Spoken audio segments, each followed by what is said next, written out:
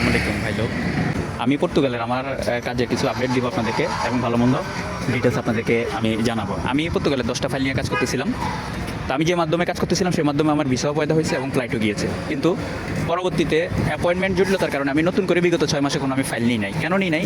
কারণ আমাদের এই লাইনে সব পীর সাহেব। আপনি ফাইল জমা দেওয়ার আগে দেখবেন যে একবারে পীর সাহেব, কিন্তু যখন আপনি একবার কাউকে আপনি ফাইল জমা দিয়ে দিবেন তখন তার আসল চেহারা আসল রূপ বুঝতে পারবেন। ফাইল জমা দেওয়ার আগে কিন্তু সবাই পীর সাহেব, সবাই ভালো কাজ করে, সবার সফলতা, কিন্তু আপনি যখন কারো কাছে ফাইল জমা দিয়ে দিবেন তারপরে বুঝতে পারবেন যে তার আসলে ভয়ঙ্কর রূপ, যে সে আপনার ফাইলের জটলা, ফাইলের উপরে ফাইলের জটলা রেখে আবার নতুন করে ফাইল ধরছে, নতুন নতুন মুরগি ধরে আপনাকেও নতুন মুরগি বানিয়ে আপনাকে ভোগান্তিতে ফেলে দিয়েছে।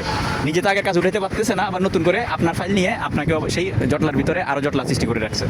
তো সেজন্য আমি এই যেহেতু 9 বছর ধরে আমি এই লাইনে কাজ করি, আমি অভিজ্ঞতার আলোকে আমি কিন্তু এই জটলাটা সৃষ্টি করতে চাইনি বিদায় আমার অন্যান্য ভালো লিঙ্ক লবিং থাকার পরেও কিন্তু আমি ফাইল নিই নাই।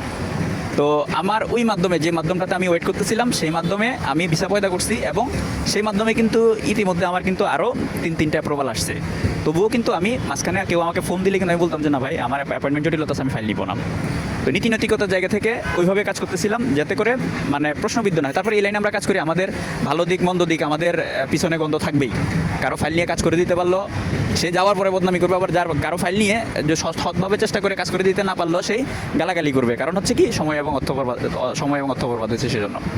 তো যাই হোক, কম না হইলেও 500-র উপরে আমার সাথে ভাই ব্রাদাররা যোগাযোগ করছেন। কারো ইন্ডিয়ান ভিসা রেডি আছে, কেউ ইন্ডিয়ান ভিসা রেডি করবেন, এভাবে মানে অনেকে জানার জন্য জানে, অনেকে সিরিয়াসলি ফাইল দিবেন। কিন্তু দেখেন, এই যে শত শত ভাই ব্রাদার যোগাযোগ করার পরে আমাকে কিন্তু 2জন ভাইয়ে কনফার্ম করছেন, এবং যে 2জন ভাইয়ে কনফার্ম করছেন সেই 2জন ভাই কিন্তু আশা করা যায় ইনশাল্লাহ ওনারা আমি ওনাদেরকে তোমাদের কাছ থেকে 2 মাস সময় নিচ্ছি, 2 মাসের মধ্যে আমি অ্যাম্বাসি ফেস করে দিতে পারবো। তো দেখেন, এখানে হচ্ছে আমি হচ্ছে টোটাল সলিড এবং সঠিক 4টা মাধ্যমে কাজ করতেছি। আমার একটা মাধ্যমে একটা ফাইল আছে, আর আরেকটা মাধ্যমে 2টা ফাইল আছে, আর আরেকটা মাধ্যমে আমার আরও 2টা ফাইল আছে, আর গতকালকে আরেকটা মাধ্যমে আমি আরও 2টা ফাইল ঢুকেছি। তো দেখেন, এভাবে সলিড এবং সঠিকভাবে আমার সঠিক লিঙ্ক লবিং থাকা সত্ত্বেও কিন্তু আমি ফাইলটা নিই নাই। অথচ আমাদের এই ধরেন মার্কেটে আমাদের অনেক বদনাম, আমাদেরকে মানে অনেকেই ক্রিটিসিজম করে।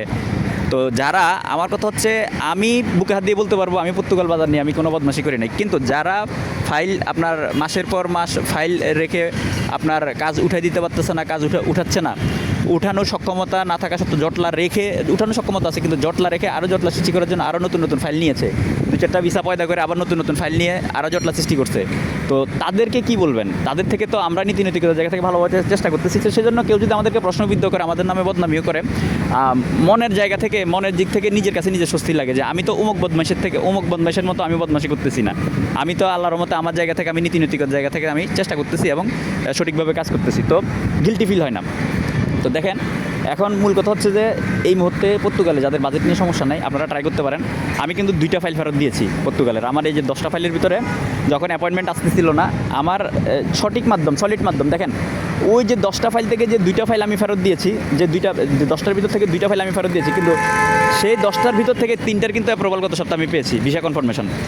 তো দেখেন, এরপর আমি ফেরত দিয়েছি 2টা। একটা হলো শরীফুল ইসলাম ভাই, কারণ উনি আসলে শেষ পর্যায়ে যখন ইন্ডিয়ান ভিসার মেয়াদ শেষ হয়ে যাচ্ছে উনিও ধৈর্যহারা হয়ে যাচ্ছে, আর আমাকে বিভিন্ন ধরনের কন্ডিশন দিচ্ছে যে আসলে দেখেন, বিদেশে যাওয়ার পরে আপনার দেখা গেছে যে সব কিছু আমাদের নিয়ন্ত্রণে থাকে না, কিন্তু উনি যেভাবে কন্ডিশন দিচ্ছে আমার ওখানে যাওয়ার পরে মানে পান থেকে চুন খুঁজতে পারবে না। তা আমি কৌশলে ওনাকে ডেকে এনে ওনার কাছ থেকে 1 লাখ টাকা অ্যাডভান্স নিয়েছিলাম, সে 1 লাখ টাকা দিয়ে দিচ্ছি। আমি বলছি ভাই, আপনি অমুক এজেন্সিতে গিয়ে ফাইল জমা দেন, কারণ আমি এমন একটা এজেন্সিতে ওনাকে সাজেস্ট করছি যে ওখানে গেলে উনি ভিসা পাবে ঠিক আছে, কিন্তু ওই যে ও পান থেকে চুন খসা যাবে না, এটা হইলেও সেখানে আর উনি ওনার যত বড় হ্যাডম থাকুক না কেন সেই হ্যাডম উনি দেখাইতে পারবে না। আমাদের এই দেশের মানুষ হচ্ছে শক্তের ভক্ত নরমের জম। তো আমি ওনাকে যেভাবে বলছি উনি কিন্তু সেইখানে গিয়ে সেভাবে ফাইল জমা দিয়েছে এবং উনি ভিসা কনফার্মেশন পাইছে। কিন্তু দুঃখজনক হলো সত্য ব্যাপার, কৃতজ্ঞতাবোধ তো নাই, উনি আমাকে জানাই না আজ পর্যন্ত যে ভাই আমি ভিসাটা আমার হয়েছে।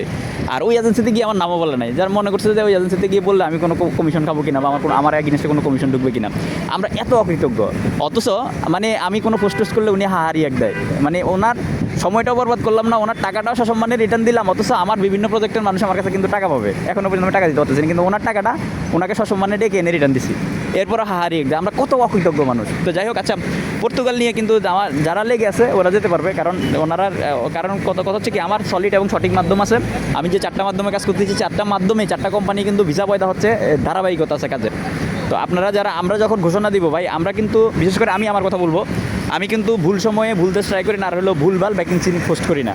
আমি যখন কোনো ভ্যাকেন্সির কথা বলবো, যদি বিশ্বাস আস্থা ভরসা রাখেন, ফাইল জমা দিবেন, ফাইল জমা দিতে পারেন। ফাইল জমা দিলে আমরা আমাদের জায়গা থেকে শতভাগ 100% মন প্রাণ উজাড় করে চেষ্টা করবো। আপনার রিজিক নসিব কিসমত যদি থাকে আপনি যেতে পারবেন, তকদিরে যদি না থাকে আপনি যেতে পারবেন না। কিন্তু চেষ্টার কোনো কমতি রাখবো না, ফাইল নিয়ে বালিশের নিচে রেখে দিব না, অথবা জটলা থাকা অবস্থায় আবার নতুন করে জটলা সৃষ্টি করবো না, অতটুকু গ্যারান্টি দিতে পারি। তো আপনারা পর্তুগাল নিয়ে যারা আশাবাদী আছেন, আগামীতে ফাইল জমা দিবেন।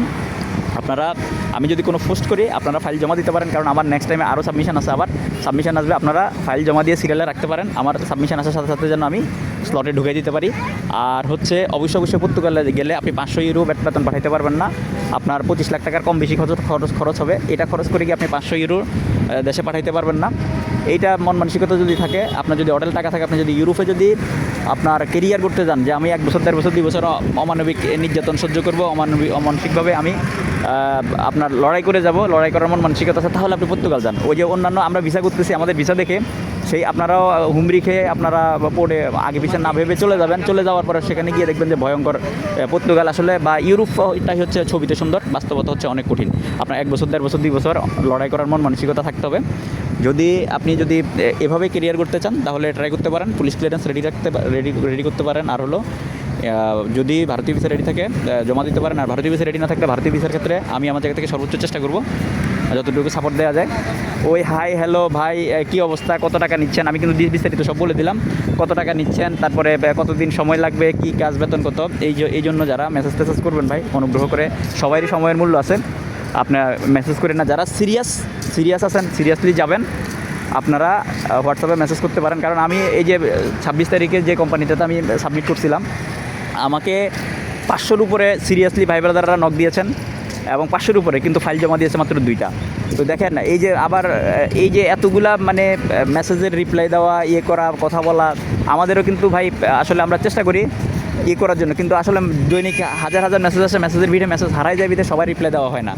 তো আপনারা যারা সিরিয়াস আছেন ভাই, কারণ আপনি দেখা গেছে যে অহেতুক একটা ইনফরমেশন জানার জন্য, যেটা কোনো প্রয়োজন নেই, আমি ভিডিওতে বলে দিচ্ছি, সেটা ইনফরমেশন জানার জন্য আমাকে মেসেজ পাঠিয়ে জ্যাম সৃষ্টি করে দিচ্ছেন। অথচ একজন সলিড ভাই যিনি আসলে সত্যিকার অর্থে যাবে, কিন্তু ওনার মেসেজটা আসলে আপনাদের মেসেজের অহেতুক মেসেজের ভিড়ে সেই মেসেজটা হারায় যাওয়ার পরে রিপ্লাই দেওয়া যায় না, তো রিপ্লাই দেওয়া সম্ভব হয়ে ওঠে না। পর্তুগাল নিয়ে যারা ট্রাই করতে চাচ্ছেন ট্রাই করতে পারেন, আমি সর্বোচ্চ চেষ্টা করবো আমি রেজাল্ট বের করে দেওয়ার জন্য। যদি পর্তুগাল শ্রমবাজার বন্ধ হয়ে যায় সেটা ভিন্ন হিসাব, বাট আগামী 3-4 মাস এখনও পর্যন্ত পর্তুগাল নিয়ে ভালো কিছু করা যাবে, ভালো কিছু হবে। আপনারা যদি বাজেট নিয়ে সমস্যা না থাকে, সিরিয়াস ভাই ব্রাদার থেকে থাকেন, তাহলে আমাকে হোয়াটসঅ্যাপে নক দেবেন। আর এই মুহূর্তে যদি ঝুঁকি নিতে পারেন, 14 কম বেশি যদি বাজেট থাকে, টোটাল 16 কম বেশি ইন্ডিয়া কোর্স মিলে যদি বাজেট থাকে, রোমানিয়া ট্রাই করতে পারেন। যদি ভালো ইংরেজি জানেন, 6 মাসে কম বেশি বা 8 মাসে কম বেশি সময় লাগবে আপনার এম্বাসি ফেস করতে, ট্রাই করতে পারেন। কারণ পর্তুগাল থেকে রোমানিয়া কেন ভালো, কারণ এখানে হচ্ছে পর্তুগাল থেকে রোমানিয়া হচ্ছে আপনার মোটামুটি বেতনটা একটু ভালো পাবেন, সেজন্য। আর হলো ওইটাও সেনজেন, এটাও সেনজেন, পর্তুগালও সেনজেন, রোমানিয়াও সেনজেন, কিন্তু হিসেবে 10 লাখ টাকা কিন্তু কম হচ্ছে রোমানিয়া থেকে, পর্তুগাল থেকে পর্তুগালের তুলনায়। আর বর্তমানে সার্বিয়াতে আপনারা পাসপোর্ট ঢোকানোর ক্ষেত্রে সাবধানতা অবলম্বন করবেন, কারণ সার্বিয়ার বাজারে স্ক্যাম হচ্ছে। যারাই টুকটাক ভিসা করতেছে তারাই কিন্তু আবার ওই ইউজ পরিমাণ পাসপোর্ট জমা নিয়ে মানুষকে হয়রানি করার জন্য নতুন ফাঁদ পাচ্ছে। আর যারা মেসিডোনিয়া জমা দিবেন, খুব সাবধানতার সাথে জমা দিবেন। বর্তমানে মেসিডোনিয়া কিন্তু ফেক ভিসা, সরাসরি আপনাকে ফেক ভিসা ধরিয়ে দিয়ে আপনার কাছ থেকে টাকা নিয়ে নিবে, পরবর্তীতে ম্যান পাওয়ার হবেন, আপনি কিন্তু দূরের উপরে থাকবেন, ভোগান্তিতে পড়ে যাবেন। ধন্যবাদ। প্রবাসী এবং প্রবাসী রিলেটেড বিভিন্ন তথ্য এবং আপডেট পেতে আমার আইডি ফলোতে আমার সাথে যুক্ত থাকা বিষয়ের মধ্যে রইল। আর যারা মালয়েশিয়ার জন্য মেডিকেল করতেছেন, আপনারা অবশ্যই মালয়েশিয়ার জন্য এই মুহূর্তে মেডিকেল করবেন না, কোথাও পাসপোর্ট জমা দিবেন না। কারণ আমি যেহেতু বিগত কলিং আমি কাজ করেছি, এবারও আপনার যদি সবসময় কার্যক্রম শুরু হয়, তাহলে আমাকে ফলো করলে আমি অ্যানাউন্সমেন্ট দিয়ে দিব, আমি জানিয়ে দিব কখন কী করতে হবে। আর আরেকটা জিনিস হচ্ছে, অবশ্যই মালয়েশিয়ার ক্ষেত্রে এখনও 8 মাস 10 মাসও লাগতে পারে প্রথম কাজ শুরু হয়েছে, সেজন্য কোথাও পাসপোর্ট জমা দিয়ে আটকা পড়ে যাবে না। কারণ আপনি কোথাও পাসপোর্ট জমা দিয়ে দিলে অন্য কোথাও যদি আপনি পাসপোর্টটাকে জমা দেন, সেক্ষেত্রে কিন্তু আপনি আর অন্য কোথাও সুযোগ আসলে আপনি আর সেই সুযোগটা কাজে লাগাতে পারবেন না। ধন্যবাদ, ভালো থাকবেন, ভালো রাখবেন। এই হলো পর্তুগাল নিয়ে সর্বশেষ আপডেট। যেই চিনবে সেই কিনবে, আর শুধু কনফিউশন রেখে যোগাযোগ করার দরকার নাই। যদি 100% বিলিভ করেন তাহলে যোগাযোগ করেন, ইনশাল্লাহ আমার জায়গা থেকে আমি সর্বোচ্চ চেষ্টা করবো। আমাদের আসলে সফলতা ব্যর্থতা নিয়ে আমাদের এই লাইফ, যেমন অনেক মানুষের শত মানুষের ইউরোপের স্বপ্ন পূরণ করে দেওয়ার কারিগর হিসেবে অংশীদার হতে পেরেছি, সফল অংশীদার হতে পেরেছি, ঠিক আবার শত মানুষকে কাজ করে দিতে না পেরে ভোগান্তিতে ফেলে দিয়েও কিন্তু ক্ষতির কারণ হয়ে দাঁড়িয়েছে। তো এটাই হচ্ছে আমাদের মুদ্রার এই পিঠে আমাদের সফলতা ব্যর্থতা, এই বাস্তবতা মেনেই আমাদেরকে সাথে কাজ করতে হবে, আমাদেরকে ফাইল জমা দিতে হবে। আমাদের জায়গা থেকে আমরা সর্বোচ্চ চেষ্টা করবো। আপনার রিজিকে থাকলে যেতে পারবেন, রিজিকে না থাকলে আমরা 100% যদি চেষ্টাও করি, আমরা যদি আসলে শতভাগ চেষ্টা করার পর আসলে সফলতা নিতে পারবো না। ধন্যবাদ, ভালো থাকবেন, ভালো রাখবেন। আসসালামু আলাইকুম ওয়া রাহমাতুল্লাহি ওয়া বারাকাতুহু।